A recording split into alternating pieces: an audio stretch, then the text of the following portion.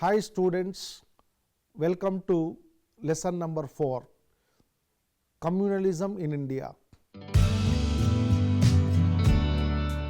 The rising trend of communalism and the accompanying violence have created a feeling of insecurity among the religious minorities and ethnic groups. Muslims and Sikhs in particular fear discrimination and confrontation in the days to come. This may be a fear, but the nation cannot afford to let about 1/6 of the country's population to fall victim to panic, suspicion and insecurity. The events between 1984 and June 1997, Kashmir, Punjab, Uttar Pradesh, Bihar, Gujarat, Assam, Andhra Pradesh and Delhi give ample evidence for the destructive outcome of the communal virus in its varied forms. Muslims, Sikhs and other religious minorities in India are protected by the Constitution, which provides for the existence of perfect justice, tolerance, equality and freedom. But for the past few decades, religious fundamentalism, intolerance and narrow-mindedness has increased in various parts of Indian society. Therefore, to prevent damage to the peace and integrity of the nation, there is a need to analyze and debate on the problem of communalism and communal violence. Now, let us discuss about the objectives of this lesson. The specific objectives of this lesson are: number 1, to discuss the concept of communalism; second one, to discuss about the causes for increasing communal tendencies in Indian society. Concept of communalism. Communalism is an ideology which states that society is divided into religious communities whose interests differ and are at times even opposed to each other. The antagonism practiced by the people of one community against the people of another community and religion can be termed as communalism. This antagonism goes to the extent of falsely accusing, harming and deliberately insulting a particular community, and extends to looting, burning down the homes and shops of the helpless and the weak, dishonoring women and even killing persons. Communal persons are those who practice politics through religion. Among leaders, those religious leaders are communal who run their religious communities like business enterprises. Thus, communal is not one who is a man of religion, but one who practices politics by linking it with religion. 𝗕𝗂𝗍𝗏 has suggested 6 dimensions of communalism: assimilationist, welfarist, retreatist, retaliator, separatist and cessationist. Assimilationist communalism is one in which small religious groups are assimilated or integrated into a big religious group. Such communalism claims that scheduled tribes are Hindus, or that Jain, Sikhs and Buddhists are Hindus and they should be covered by the Hindu Marriage Act. Welfarist communalism aims at the welfare of a particular community, say improving living standard and providing for education and health of Christians by the Christian associations, or Parsi associations working only for the upliftment of the Parsis. Such communal mobilization aims at working only for the members of one's own community. Then retreatist communalism is one in which a small religious community keeps itself away from politics. For example, Baha'i community, which proscribes its members from participating in political activities. Then another one, retaliatory communalism. It attempts to harm, hurt and injure the members of other religious communities. Then another one, separatist communalism, which is one in which one religious or a cultural group wants to maintain its cultural specificity and demands a separate territorial state within the country. For example, the demand of Mijos and Nagas in northeast India, or Bodos in Assam, or of Jharkhand tribals in Bihar, or of Gorkhas for Gorkhaland in West Bengal, or Vidarbha in Maharashtra. Lastly, cessationist communalism is one in which a religious community wants a separate political identity and demands an independent state. A very small militant section of Sikh population has demanded Khalistan, or some Muslim militants demanding independent Kashmir were engaged in practicing this type of communalism. Of these 6 types of communalism, the last 3 create problems engendering agitations, communal riots, terrorism and insurgency. Communalism in India. The pluralistic society of India is composed not only of religious groups such as Hindus, Muslims, Christians, Sikhs, Jains, Buddhists, Parsis, etc.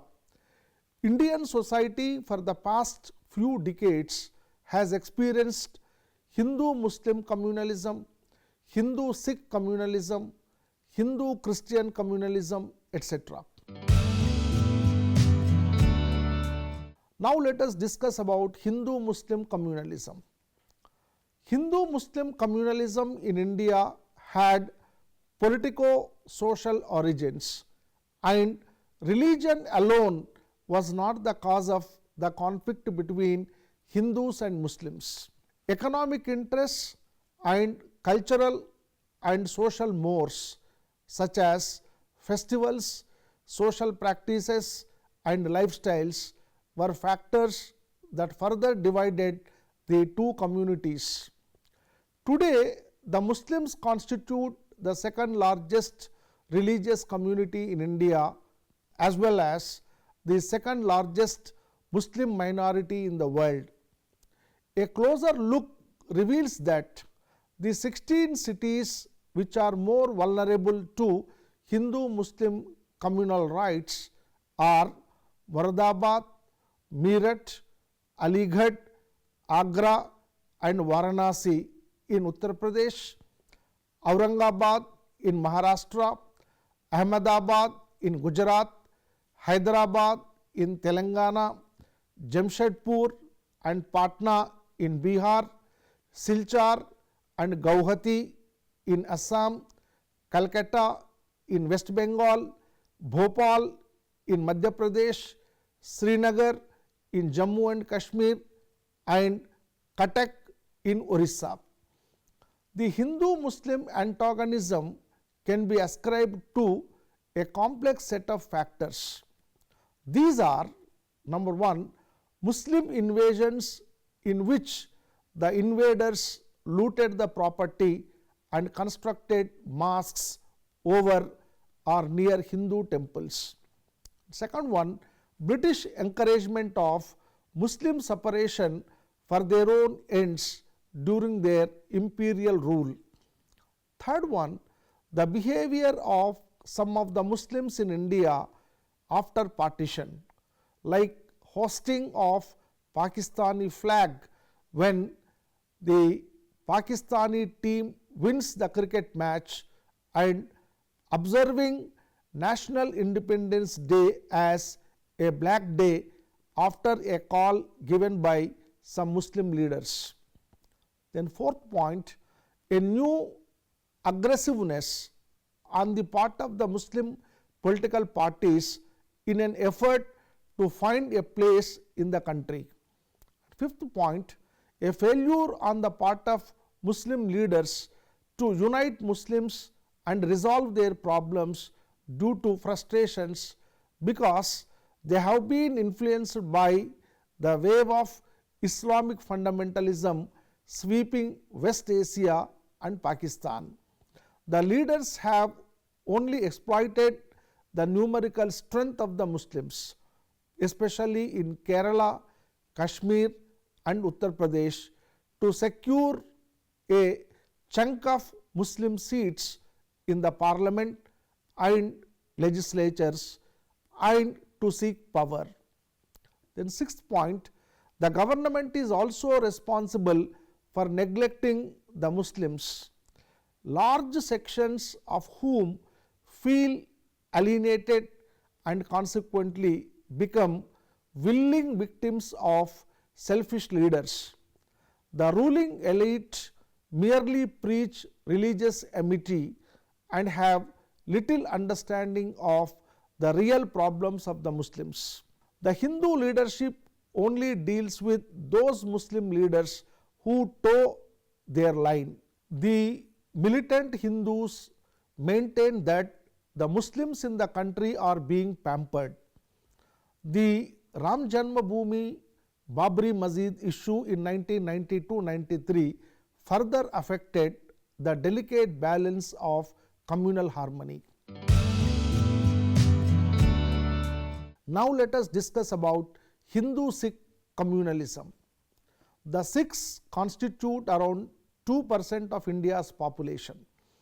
Though dispersed widely over the entire country and even abroad, their largest concentration is in Punjab, where they form the majority of the state's population. Sikhism started as a reform movement against the dogmas of Hindu religion. After the 10th Guru, the tradition of Gurus among Sikhs ended and the Granth Sahib was accorded utmost reverence. Another group or sect called the Nirankaris started a movement against the dogmas, rituals and traditions which had crept into Sikhism. Thus, the Nirankari movement was a reformist movement, purely religious in character, against the induction of Hindu religious practices in the Sikh system of worship. It emphasized the elimination of the worship of several deities and revived simplicity, austerity and purity in rituals and ceremonies. The Sikh agitation, which started in Punjab in the early 80s with the murder of a local editor, hijacking of a Srinagar bound flight and the issuing of passports of a fictitious nation called Khalistan, began to intensify. The number of killings and firings increased and the Sikh protests became organized, militant and increasingly violent. In 1984, when the military launched Operation Blue Star for seizing weapons and arresting militants from the Golden Temple at Amritsar, the Sikhs reacted violently. In October 1984, when Indira Gandhi was assassinated and thousands of Sikhs were killed in Delhi and other states, and their property was looted, burnt or destroyed. Some Sikh militants became so agitated that they killed hundreds of Hindus in trains and buses, destroyed their property and forced many Hindus to leave Punjab. In May 1988, when Operation Black Thunder was launched once again by the military to clear militants from the Golden Temple in 𝗪𝘳𝗏, which remained under their siege for about 10 days, the Sikhs retaliated by exploding bombs, killing Hindus and looting banks. The relations between Sikhs and Hindus thus remained strained for about 1.5 decades. However, the militancy of extremist Sikhism in Punjab has now been suppressed, and from 1993 onwards, there has been considerable improvement in the relations between the people of the two communities. There is goodwill and respect among them for each other's religious beliefs and places of worship. Features of communal rights. A probe of the major communal rights in the country in the last 5 decades has revealed that, number 1, communal rights are more politically motivated than fueled by religion. Even the Madan Commission, which looked into communal disturbances in Maharashtra in May 1970, had emphasized that the architects and builders of communal tensions are the communalists and a certain class of politicians. Those all India and local leaders out to seize every opportunity to strengthen their political positions, enhance their prestige and enrich their public image by giving a communal color to every incident and thereby protecting themselves in the public eye as the champions of the religion and the rights of their community. Second point, besides political interests, economic interests to play a vigorous part fomenting communal clashes. Third point, communal rights seems to be more common in North India than in South India and East India.